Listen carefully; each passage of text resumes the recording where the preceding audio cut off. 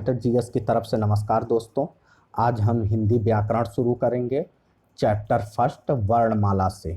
इसमें दोस्तों आपको ट्रिक और कॉन्सेप्ट हम दोनों बताएंगे जिससे आपको कभी नहीं भूलेगा। पहले तो आप वर्ण की परिभाषा जान लीजिए। वह छोटी से छोटी ध्वनि जिसके खंड नहीं हो सकते हैं उसको हम वर्ण कहते हैं। और वर्णमाला किसे कहते हैं? वर्णों के समुच्चय या समुदाय को वर्णमाला कहते हैं। तो आइए देखते हैं।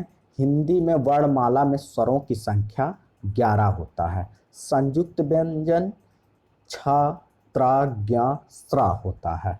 और हिंदी में वर्णमाला में व्यंजनों की संख्या 33 होती है। ये कई बार एग्जाम में पूछा गया है।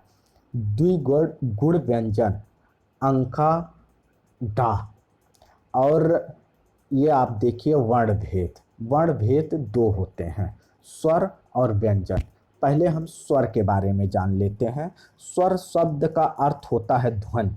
ये याद रखिएगा, स्वर शब्द का अर्थ होता है ध्वनि जिसके उच्चारण में मुख से ध्वनि बिना किसी रुकावट से निकलती है, उसे स्वर कहते हैं।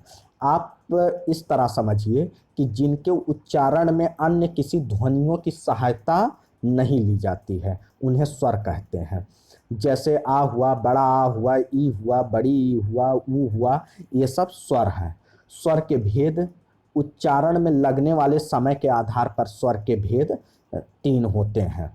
जैसे ह्रस्व स्वर, दीर्घ स्वर, पुल्लित स्वर। आइए ह्रस्व स्वर के बारे में जानते हैं।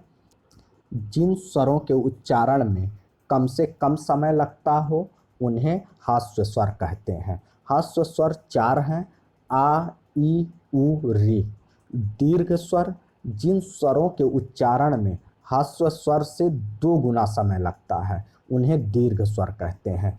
तो आप इस परिभाषा से समझ रहे होंगे दोस्तों, ह्रस्व स्वर से अधिक समय दीर्घ स्वर में लगेगा और दीर्घ स्वर से अधिक समय प्लुत स्वर में लगेगा। जैसे दीर्घ स्वर 7 हैं, बड़ा आ, बड़ी ई, बड़ा ऊ, ए, ऐ, ओ, औ। तो दोस्तों दीर्घ स्वर में ए भी आएगा, तो ये ध्यान रखिएगा। कई बार लोग भूल जाते हैं। और संख्या भी याद रखिएगा, ह्रस्व स्वर 4, दीर्घ स्वर 7। प्लुत स्वर जिनके उच्चारण में ह्रस्व से 3 गुना समय लगता है उन्हें प्लुत स्वर कहते हैं। प्लुत स्वर स्वर वर्णमाला में कोई भी प्लुत स्वर नहीं होता है। इनका प्रयोग किसी को पुकारने में किया जाता है। जैसे ओम हुआ, रामा हुआ, ये सब ऐसे शब्द प्लुत स्वर में आते हैं। हे हुआ, तो ये सब प्लुत स्वर है। आइए दोस्तों आगे देखते हैं।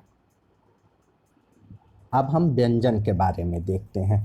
व्यंजन जिन वर्णों के पूर्ण उच्चारण के लिए स्वर की सहायता लेनी पड़ती है उन्हें व्यंजन कहते हैं। और व्यंजन आप लोग जानते ही हैं जिनकी संख्या 33 होती है। आप इस ट्री के माध्यम से समझिए कि स्पर्श व्यंजन कौन से हैं। और जैसे स्पर्श व्यंजन को 5 वर्गों में बांटा गया है। ये है स्पर्श व्यंजन। जैसे का से लेके पा वर्ग तक स्पर्श व्यंजन है। लेकिन स्पर्श व्यंजन की परिभाषा पहले आप जान लीजिए जिससे आपका कॉन्सेप्ट क्लियर हो जाएगा। जिन वर्णों के उच्चारण में श्वास वायु मुख के उच्चारण स्थानों को स्पर्श करती हुई बाहर निकलती है उन्हें स्पर्श व्यंजन कहते हैं। मतलब आप का से लेके माँ तक 25 स्पर्श व्यंजन हैं, यही इनको स्पर्श व्यंजन कहते हैं। जैसे ये देखिए, का वर्ग, फिर चा वर्ग, फिर टा वर्ग, फिर ता वर्ग, फिर पा वर्ग। 5 वर्गों में बांटा गया है। फिर आइए देखते हैं अंतास्त व्यंजन। दोस्तों ये या, रा, ला, वा, ये अंतास्त व्यंजन है। अंतास्त व्यंजन की परिभाषा आप जान लीजिए जिससे आपका कॉन्सेप्ट क्लियर हो जाएगा। जिन वर्णों का उच्चारण स्वर और व्यंजनों का मध्यवर्ती सा लगता है उन्हें अंतास्त कहते हैं। मतलब स्वर और व्यंजन से मिलकर बना हुआ हो। जैसे आपका 4 अंतास्त व्यंजन हैं, या, रा, ला, वा। ये कई बार एग्जाम में पूछा गया है। फिर ऊष्म व्यंजन। ऊष्म व्यंजन से आपको स्पष्ट हो रहा है, ऊष्म मतलब गर्म वायु। जिन वर्णों के उच्चारण में गर्म वायु मुंह से बाहर निकलती है उन्हें ऊष्म व्यंजन कहते हैं। जैसे सा, सा, छोटा सा, हा। मतलब आप ये ध्यान रखिएगा, तीनों सा है और हा है, ये आपका ऊष्म व्यंजन है। आइए अब आगे देखते हैं दोस्तों। हिंदी वर्णों के उच्चारण स्थान देख लेते हैं। ये भी किसी भी एग्जाम में एक क्वेश्चन जरूर पूछ लेता है। जैसे कंठ, का, खा। आप शब्द जब बोलेंगे कहाँ से आवाज निकल रही है उन शब्दों को आप समझेंगे, आपको याद हो जाएगा। जैसे का, आप देखिए कंठ से, खा, का से ज्ञा तक, का आपका जो ये शब्द निकल रहा है कंठ से निकल रहा है। अब तालु देखते हैं, चा, छा। अब देखिए तालु में जीभ से टच होना, आप खुद देखिए तालु के ऊपर का भाग हो जाएगा, तो वो उसे तालब्य, तालब्य जिसको बोलते हैं वही तालु। जैसे चा से लेके इया तक, चा, छा। आप शब्द बोल के भी समझ सकते हैं। जैसे मूर्धन्य, मूर्धन्य टा से अड़ा तक, टा, ठा, जिसमें जीभ जो है तालु के ऊपर वाले भाग पर लगता है, तालु के ऊपर भाग पर। और चा से ञा तक में तालु पर, और मूर्धा में तालु के ऊपर वाले भाग पर। देखिए टा, ठा, डा। फिर दंत, जहां दांत से, ता, था, जीभ आपकी दांत से टच हो रही है। ओष्ठ, पा, फा, मतलब आपका इसमें उपयोग ओठ का हो रहा है। तो ये आपका उच्चारण स्थान व्यंजन का हुआ। तो दोस्तों और आगे देखते हैं। अब आघोष और घोष व्यंजन देख लेते हैं। अल्प प्राण, महाप्राण।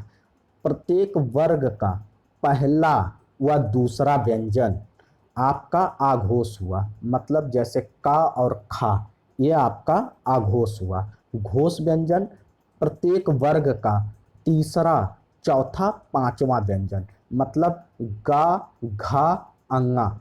और अल्प प्राण में ये शब्दों से आपको याद हो जाएगा। आघोष शब्दों के पहले के दो अक्षर का, खा, चा, छा, टा, ठा, ये सब आपका आघोष हुआ। और घोष लास्ट के तीन शब्द, तीसरा, चौथा, पांचवा व्यंजन, ये आपका घोष हुआ। अल्प प्राण, अल्प प्राण का कॉन्सेप्ट समझिएगा। प्रत्येक वर्ग का पहला, तीसरा, पांचवा व्यंजन। जैसे शब्द का है, आपका मतलब इसमें जो है कम पावर लगाना पड़ रहा है। का हुआ, गा हुआ, अंगा हुआ। लेकिन वहीं महाप्राण में आप देखेंगे दूसरा और चौथा शब्द खा, घा, ठा, ढा, तो इसमें थोड़ा सा पावर आपका ज़्यादा लग रहा है, तो ये महाप्राण हो गया। आइए दोस्तों आगे देखते हैं, कुछ फैक्ट भी जान लेते हैं दोस्तों। अनुनासिक, जो प्रत्येक वर्ग का अंतिम अक्षर होता है वही अनुनासिक। जैसे इसकी परिभाषा आप जान लीजिए, जो स्वर मुख के साथ साथ नाक से बोले जाते हैं उन्हें अनुनासिक कहते हैं। जैसे अनुनासिक को हम अर्ध चंद्र द्वारा व्यक्त करते हैं। जैसे ये आपका अर्ध चंद्र है, तो अर्ध चंद्र द्वारा व्यक्त किया जाता है। जैसे दांत हुआ, दांत में अर्धचंद्र लगा, चांद में लगा, तो ये सब आपका अनुनासिक शब्द हैं। और आइए देखते हैं पार्श्विक व्यंजन। ला जो है आपका पार्श्विक व्यंजन है। उत्क्षिप्त व्यंजन, अंगा, डा, लुंठित, रा है। आइए आगे देखते हैं दोस्तों कुछ और भी फैक्ट हैं। जैसे स्पर्श व्यंजन आपको मैंने बताया, स्पर्श संघर्षी, चा, छा, जा, झा। ये नीचे आप हलंत टाइप का देख रहे हैं क्योंकि इनके उच्चारण में जिह्वाग्र और कठोर तालु के मध्य स्पर्श और संघर्ष होता है, तो उन शब्दों की वजह से इसको स्पर्श संघर्षी कहा गया। नासिक में आपको बताया ही, अंगा हुआ, लास्ट के अक्षर हुए, वही नासिक व्यंजन है। पार्श्विक ला आपको मैंने बताया ही। प्रकमित, ये देख लीजिए, रा प्रकमित व्यंजन है जिसमें जिह्वा नोक मसूड़े के समीप कंपन करता है। अब आगे का देखते हैं।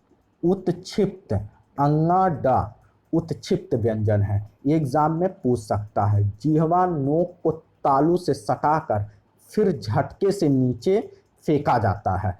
तो दोस्तों ये लिख दिया गया है इस वजह से कि फैक्ट तो आपको याद हो जाए, अगर समझना रहेगा तो इन शब्दों से आप समझ सकते हैं। संघर्षी, आप फा हुआ, सा हुआ, जा हुआ, ये सब संघर्षी व्यंजन है।